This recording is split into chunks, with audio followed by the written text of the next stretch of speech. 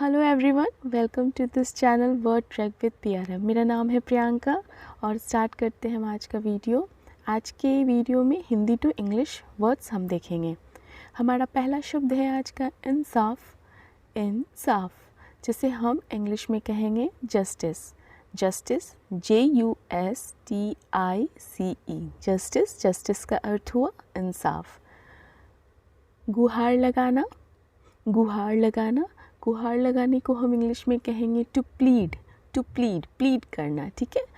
PLEAD, plead. To plead का अर्थ है गुहार लगाना। हमारा अगला शब्द है वारदात। वारदात किसी तरह की घटना होती है, जैसे क्राइम सीन होता है, वारदात होता है, तो उस संदर्भ में वारदात को हम इंग्लिश में कहेंगे इंसिडेंट। Incident INCIDENT। आधिकारिक। आधिकारिक। आधिकारिक को हम इंग्लिश में कहेंगे official. Official OFFICIAL official. Official का अर्थ हुआ आधिकारिक। हमारा अगला शब्द है उम्मीदवार। उम्मीदवार। उम्मीदवार को हम कहते हैं कैंडिडेट। इंग्लिश में कैंडिडेट CANDIDATE कैंडिडेट। कैंडिडेट का अर्थ हुआ उम्मीदवार। जैसे इलेक्शन होने वाला है तो उसमें उम्मीदवार, तो उस संदर्भ में हम कहेंगे। हमारा अगला शब्द है राज्यसभा। राज्यसभा तो सबने सुना होगा, लेकिन उसको इंग्लिश में क्या कहते हैं? Council of states. Council of states COUNCIL of states. हमारा अगला शब्द है लोकसभा। लोकसभा को हम इंग्लिश में कहते हैं house of people. House of people HOUSE house of people PEOPLE house of people का अर्थ हुआ लोकसभा। हमारा अगला शब्द है तैयारियाँ। तैयारियाँ किसी तरह की तैयारियाँ, तो उसको हम इंग्लिश में क्या कहते हैं? प्रिपरेशंस। Preparations PREPARATIONS। हमारा अगला शब्द है लोकार्पण। लोकार्पण। लोकार्पण को हम इंग्लिश में क्या कहेंगे? इनॉग्रेशन। इसको आप बहुत लोग ना ओपनिंग में बोलते हैं, जैसे किसी शॉप का ओपनिंग, तो शॉप ओपनिंग और ओपनिंग सही वर्ड नहीं है। लोकार्पण को हम इनॉग्रेशन ही कहेंगे INAUGURATION इनॉग्रेशन। तत्कालीन। तत्कालीन को हम कहते हैं कंटेम्पोरेनियस। कंटेम्पोरेनियस CONTEMPORANEOUS। दार्शनिक। दार्शनिक जो दार्शनिक होते हैं उनको हम इंग्लिश में कहेंगे, वैसा व्यक्ति जो दार्शनिक हो उसको हम इंग्लिश में कहेंगे फिलोसफर। Philosopher PHILOSOPHER philosopher. अगला शब्द है खुशनुमा। खुशनुमा कहते हैं ना, खुशनुमा मिजाज, तो खुशनुमा को हम इंग्लिश में कहेंगे हैप्पीनेस HAPPINESS हैप्पीनेस। हैप्पीनेस का अर्थ हुआ खुशनुमा। अगला शब्द है हमारा कब्जा। किसी चीज़ पे कब्जा करना, किसी भूमि पे कब्जा करना, तो उस कब्जा को हम इंग्लिश में कहते हैं कैप्चर।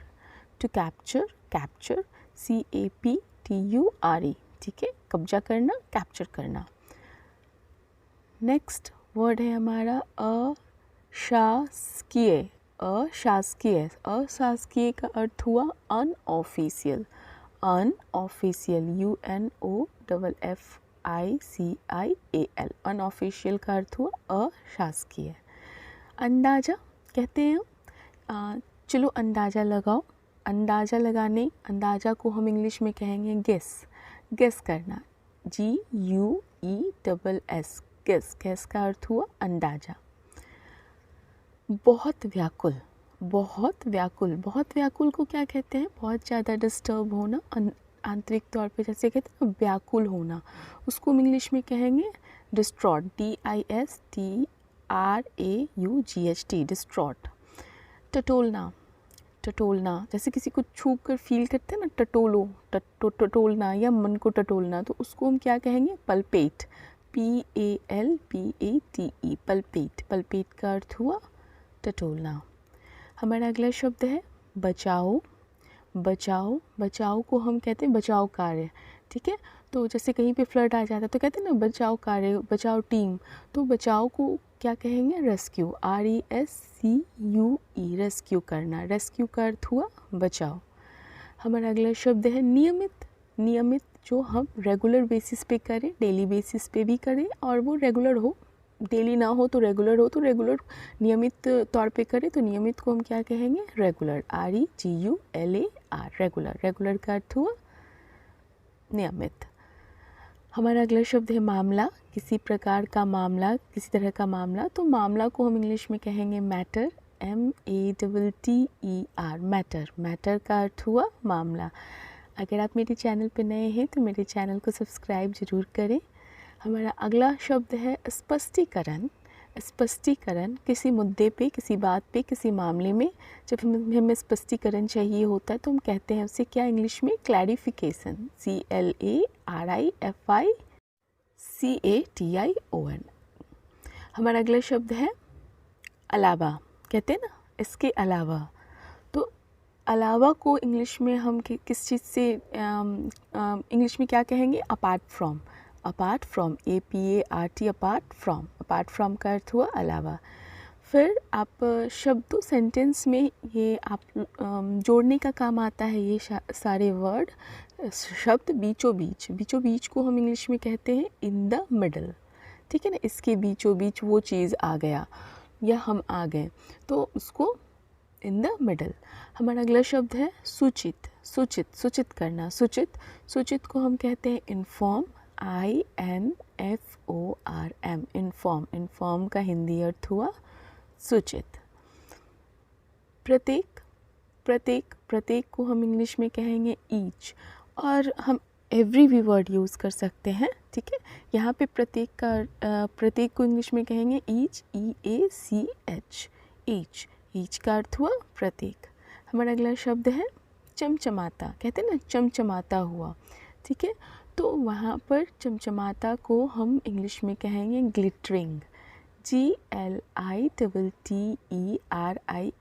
ग्लिटरिंग। ग्लिटरिंग का अर्थ हुआ चमचमाता। हमारा अगला शब्द है व्यथित। व्यथित, व्यथित को इंग्लिश में कहेंगे distressed. Distressed, DISTRESSED, distressed. Distressed का अर्थ हुआ व्यथित। भरसक। भरसक जैसे कहते हैं हम ये कार्य करने का भरसक प्रयास करेंगे, तो इस संदर्भ में भरसक को हम इंग्लिश में क्या कहेंगे?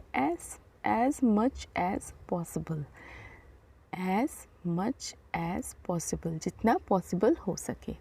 अगला शब्द है हमारा एकाकी।